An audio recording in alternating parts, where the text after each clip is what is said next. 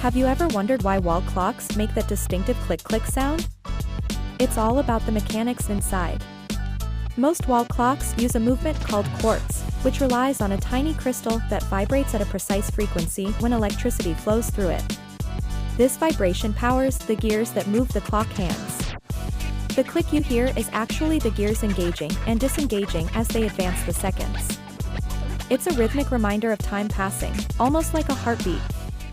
Some clocks, especially those with sweeping second hands, use a different mechanism that creates a smoother motion without the ticking sound. But that classic tick-tock? It's not just functional, it adds a comforting ambience to our spaces, a gentle reminder that time is always moving forward. So next time you hear that click, remember, it's not just noise, it's the sound of time itself.